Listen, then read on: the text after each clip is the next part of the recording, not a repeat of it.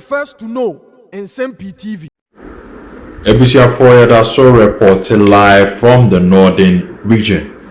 Vice President Dr. Mahmoud Bawumia ekopie mo continuous mass disaffection, continuous mass movement from the NDC to the NPP. And I show a reason why. Yes, bomochiche for insuase beka chose den chemewa yendi nechiniye.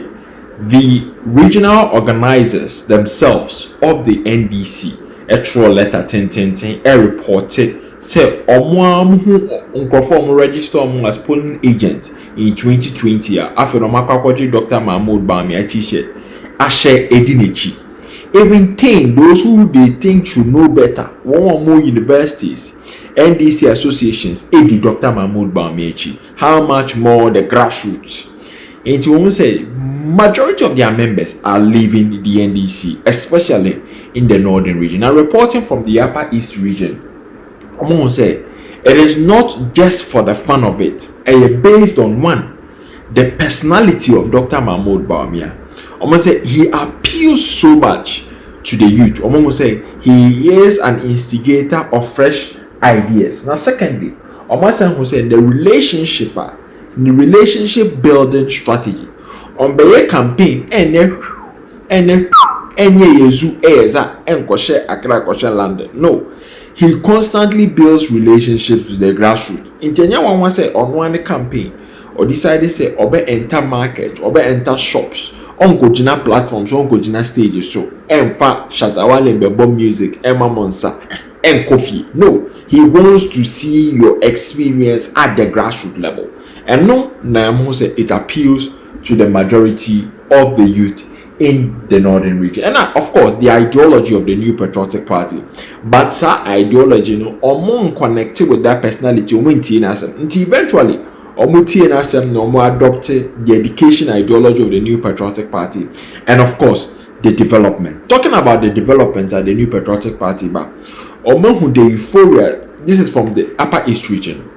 Among the euphoria, the Tamale International Airport, they are about the people of Tamale, Nina by the New Patriotic Party government. And among the euphoria, Kumasi International Airport, and they are about the people of the Ashanti region, Kumasi. After the Bolga, Tanga for ne say, I be that, and you can't some channel. Inti Dr. Mahmoud Bawumia, conversation has been lingering on, even NDC for attempt here to commence a 120-meter strip airport. I'm going to any airport, right? Airstrip to say, yeah, try and yeah, plane here, Babalam, the keke. Now, it's a plane in us as a idea too, with not much accompanying facilities. I don't know about NDC going to my since 1995. And Dr. Mahmoud Bawumia, His Excellency Nanado Dankwa Kufado, MPP for Ayebida, after the episode started conversation. The ever started conversation from the park say Yenso Upper East region, airport. Now Dr. Mahmoud Bawumia a breaking silence on the airport, as well as other conversations with deep minds. That is the Upper East Regional House of Chiefs. I know the private conversation and they bremo Nsem-Pii TV so exclusively. Now you perceive my background kakra. MPP for commencing development with the Upper East region. Almost I say with what exploring of minerals, because eno enede juma eno enede we sika eno nede abema nkofo afa ejuma edi development about true chiefs for a partner with mining companies na corporate social responsibility either as spring up no mu boa AC schools almost hospitals workers for no mo befa no ebe to aduane na restaurants ibie hotels Airbnb sanye men naba. But of course on be here airport because connecting the Bolga to Tamale to Kumasi to Accra na kwan egwom kakra into munya airport ana airstrip ebeboa oho ana MPP for eco discover mineral resources in the Upper East region, that is gold, and lease to a mining company for 15 years. Now some mining company who say okay fine mia bullion services mia transportation of more employees, and decided say an airstrip ama Upper East for etime island the planes. And no, na the MPP government no airstrip they enya enough we need a full flight airport for the Upper East region. In Tisa airport, a conveying goods, passengers, as well as a survey mining company, as well as other industries near the Upper East region. When you say MPP for that when you something new and your promises be a and your impossible party form promises a MPP it is possible and and on Dr. Mahmoud Bawumia a breaking silence on the airport about the Upper East region. No say conversations na I shall say any yede background for no air count. Now in Kofo where we are from Bonaboto.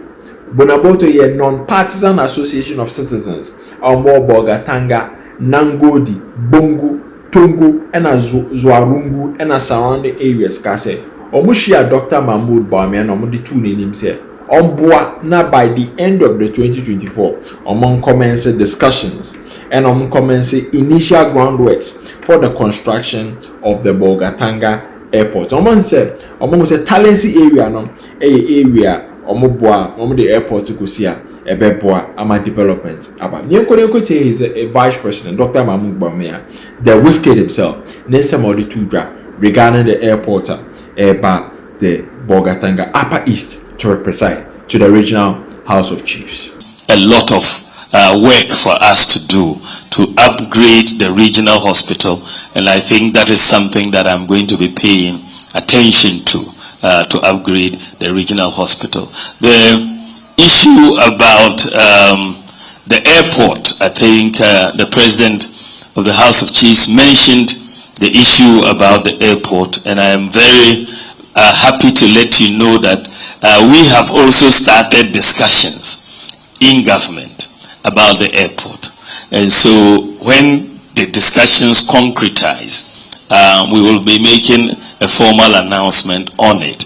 But I think that we also see it as a very important piece of infrastructure that will help open up the region and develop the region. So we are very, we are in discussions. These discussions are taking place between the Ministry of Transport as well as the Ministry of Lands and Natural Resources. And I'm following it very, very closely. So we hope that we are going to do so. I, as Vice President, have also initiated many policies, as the President of the House of Chiefs have said, that in my capacity, in my limited role as Vice President, as your son, I've been able to initiate over 30 policies or champion over 30 policies since we came into government.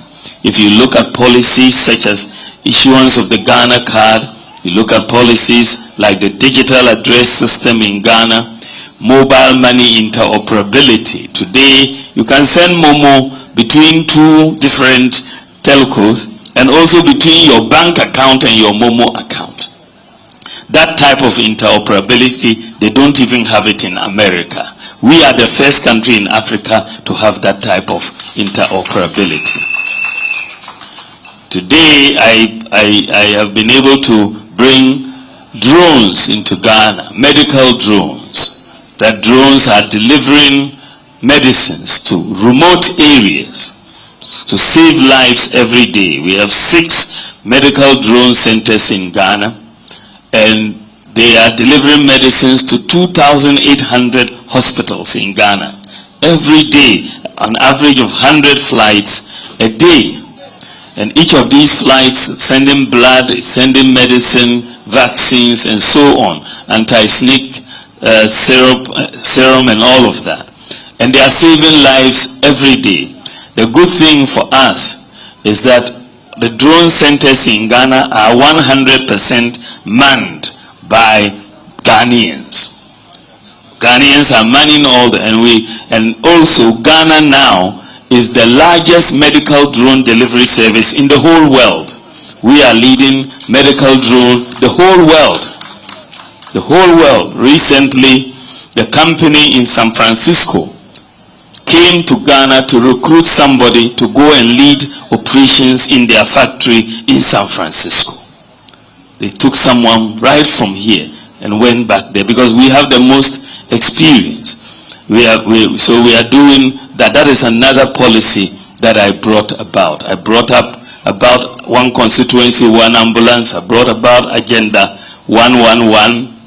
I brought about the gold for oil policy, the Zongo Development Fund, the Sino-Hydro-Bata Agreement, digitalization of the ports, digitalization of the passport office, and so on. I've been doing a lot of work since I've become vice president. So I believe with your support that if I have been able to do all of this as vice president, then if you make me president, I'll be able to do much more. I have a vision for Ghana. I have a vision for transformation. But that vision is very much underpinned by a number of policies. The most important and the first key policy that I want, the change that I want in Ghana, is to refocus on agriculture. Agriculture is the key for our prosperity in Ghana. And as you know, for those of us who come from the north, we have the land, we have the water, and we are going to have to change our approach. We want to do large-scale commercial farming. We want to do irrigation. We want to apply technology to agriculture. That is the difference between what happens in the first world and what happens here. They are applying technology to agriculture, and I want us to do so. For me, one legacy I would like to leave as president is to construct the Bolga Dam, to make sure the Bolga multi-purpose dam is constructed, because that brings about 28,000 hectares into cultivation. It brings flood control as far as the Bagri Dam's spillage is concerned, and then also allows us to generate electricity from the hydro side. It is something that I believe we need a new approach to the financing, and we need to bring in the private sector to help us do the financing because of the burden that this will have on government. So I want to really pay a lot of attention to the Bolga Dam and see whether we can bring in the financing, and I'm sure we can, to do the Bolga Dam, and I can try to interest the World Bank and other institutions also to look at funding the Bolga Dam along with other investors who may be interested. So agric is a very, very major point for us. The second major reform I want to introduce is to review and enhance the role of the chiefs in our governance in Ghana. So therefore, I want us to review Section 63D of the Chieftaincy Act. One of the problems we have is that we have not empowered the chiefs, but the chiefs control the country. But if you don't empower the chiefs, how then do the chiefs help the government to govern the country? So I want us to empower the chiefs, and therefore the review of Section 63D of the Chieftaincy Act. In that process of empowering the chiefs, we have to relook at the payment of what my manifesto committee is calling living wages or living allowances to the chiefs. At the moment, we are only paying the paramount chiefs at about 1,000 cedis. It doesn't go very far. And so we are going to have to change it. But we also have to pay the divisional chiefs and the queen mothers, so that we can have the whole institution that is supportive, because a lot of cases can be settled at the palaces. They don't have to go into the court system and burden the courts. So if we are going to rely on the chiefs to help us, then we have to financially also empower the palaces and to be able to do it. So that is another area I want us to do and to move forward in that. I also want to change the tax system in Ghana. want us to move from our current system, which is very difficult to understand for a lot of our people, to a flat tax system. A flat tax says if it's 10%, it's 10%. It's like paying your tithe in church. Very simple, everybody will understand, and therefore you will have compliance. There's been a lot of back and forth between the GRA and many businesses as far as tax liabilities are concerned. So I want us to move to this flat tax system. So in 2025, I'm going to grant a tax amnesty to all businesses and to all individuals, and we will all start from ground zero going forward with the flat tax system. So we will all have that to do. Then I want to realign our import duty system as well. First of all, I want us to have clarity and predictability. So when you import something, you should know that this I'm going to pay 10,000 or 20,000. It's not that when the thing arrives and then you bring in a new duty calculation. So we want predictability in the import duty. And so if you are bringing in spare parts and in the 40-foot container, then you will have a particular duty like 20,000 or 30,000. Then you know it is for a 40-foot container is 20,000. 20-foot container is 10,000. Simplicity, transparency, and predictability is what we are going to do. The other side of it is that currently a lot of goods are being smuggled towards through Lomé Port to be smuggled into Ghana from Togo. So I am bringing in a new policy that Ghana's import duty will not be higher than Togo's import duty. Our import duty will not be higher than Togo's. It will be lower or the same. So once we do that, nobody will smuggle any goods from Togo into Ghana. They will all come through Ghana because there's no reason to go through Togo if the import duty is lower or the same. So this is another area that we want to help and change the way of doing things. Another area that we believe that Ghana should relook at is the area of our natural resources. We are discovering more and more gold in the country. And in the Upper East region, we know the deposits are a lot of gold in our regions across the country. The gold belts from, all the way from Winneba Axim all the way to Laura Nangodi gold belts. There are massive deposits here that we are just discovering. But we want to make sure that the activities of Galamsey are properly regulated. And so I want us to really look at a formalization of the small-scale mining regime so that, in fact, we can give them licenses, and the district mining committees, the chiefs will have to be part of the district mining committees in giving these licenses to the small-scale mining operators. Once we have discoveries, we can set up community mining schemes and empower the small-scale miners, have the Minerals Development Bank that I want to establish to provide them money for equipment, so that we can regulate the small-scale mining so that they can mine responsibly and in an environmentally sustainable way, so that we can all benefit from the resources that we are having in Ghana. Because otherwise, if we don't regulate it and formalize it, then it will be done in an illegal manner. And we will need the work of all the chiefs to help us to do this. At the end of the day, we want to be able to have jobs for our youth.